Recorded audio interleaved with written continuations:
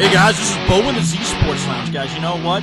Right after that Michigan ASU win for my lovely state of North Carolina, the phones have been off the hook. I've gotten calls all over the place, and I've made a lot of calls. And right now, we've got the University of Alabama Huntsville hockey coach. How you doing today, Danton Cole? Outstanding. How are you?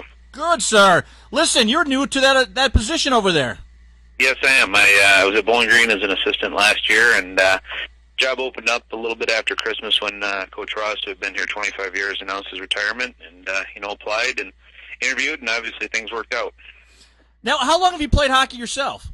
You know what? I played 4 years at Michigan State, and then played 11 years pro, and then I coached pro hockey for about 8 years before bumping back into college. So if I make fun of Michigan and the Buckeyes, you have no problem with that, right?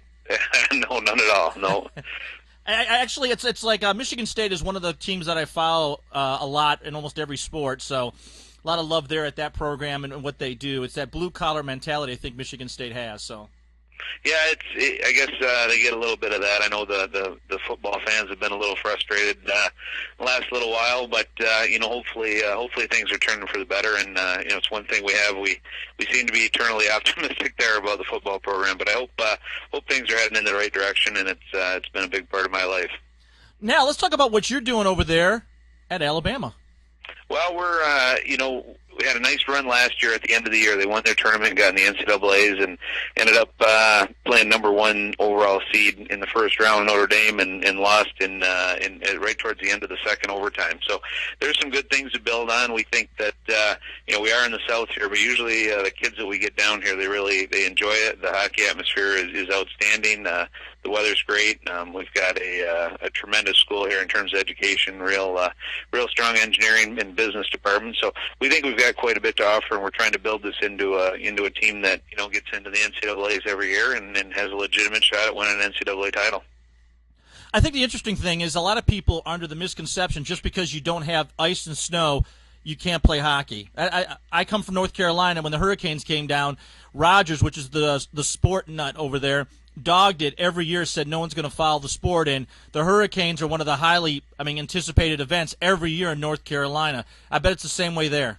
Well, it is, and we've got a tremendous following, and people take to it. And it is the only, at our school, the only Division I sport, and we do have a Division I football school, just Alabama A&M, just up the way. But for the most part, we're it for Division I, and there's been a pretty good history here, and it's ingrained itself. And I've been through this a few times. I was with Tampa in the NHL when they were an expansion team for the first 3 years, and once the novelty wears off, you have to have pretty good fans to sustain it, and we've been able to do that here.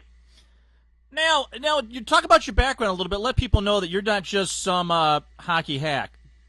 Well, I don't.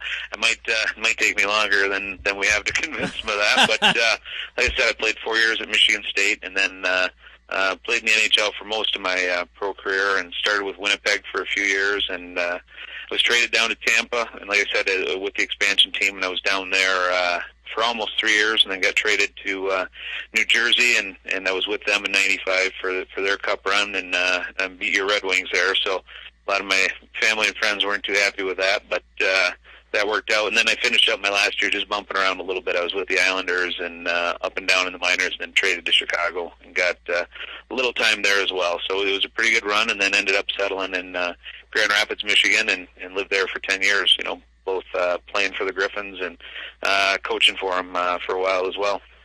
Now, because of your background, do the kids respond to you pretty good because you can say, you know what, when you do the big leagues, this is what we have to do? Now, I'm not a hockey phenom as far as understanding the sport. I love watching hockey. I think the elements of hockey need to go back to the old school and how they played in the NHL. How do you bring your experience to helping these young kids learn the game? Well, like you said, it does give you credibility right off the bat, which is nice, and then that kind of gets you started, which sometimes that's 90% of the issue with young guys is just get them to listen to you a little bit. But then after that, and when they're around you, then then you've got to know what you're talking about. And I'm pretty comfortable once we get to that point. But it does help, and we use a lot of edification and talking about what other guys say. And I was fortunate to play for a lot of really good coaches and a lot of Hall of Fame guys. And if I can say, hey, when I played with Denny Savard, he did this, or Randy Carlisle was always saying this, and he's coaching a Stanley Cup champion team now and won a Norris Trophy.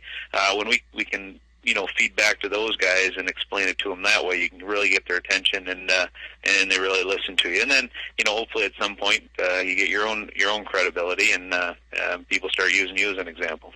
Yeah, that'd be a big step for I think a lot of people coaching is when they get to that level, and you're soon to be that level where what you say is gold. So people are going to stop using, well, so-and-so says you're going to say, this is the way I want you done. And in a couple of years, people are going to say, well, that's what Coach Cole said. That's what Coach Cole wants, and that's what it's going to be. No more verifying or have to double-check what you say. You're saying what's gold.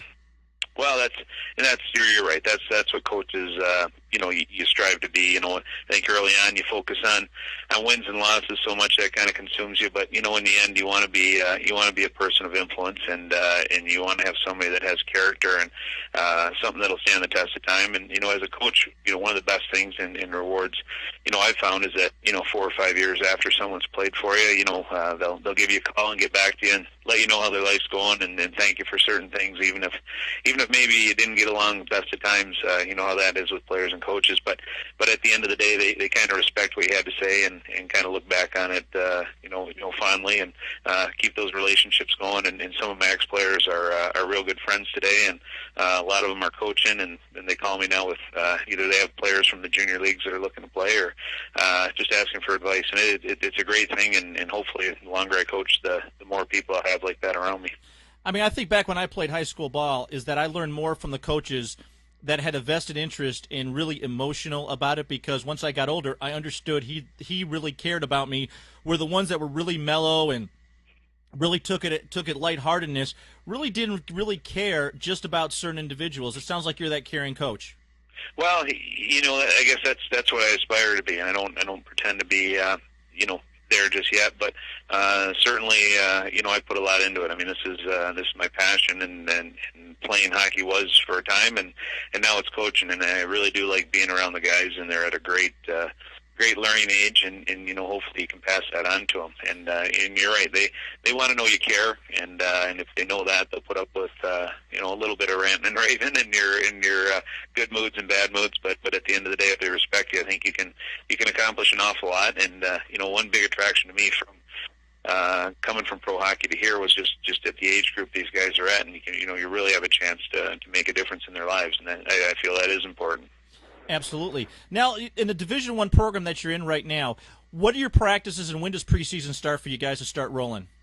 Well, we're right now we're able to do off-ice workouts. We get 8 hours a day, the NCAA rules, and then the guys have captains practices right now. They're on their own. We're not even, believe it or not even allowed to go into the rink and watch them. And then October 6th is the common start date for Division I hockey, and that's when everybody can kind of get going there. And then your regular practice schedule starts from there. And then we don't play the first weekend on the 13th, but a lot of teams open up then. We open up the following weekend on the 19th and 20th, but it doesn't take long, and you get right into it. There's not the big build-up like there is for football.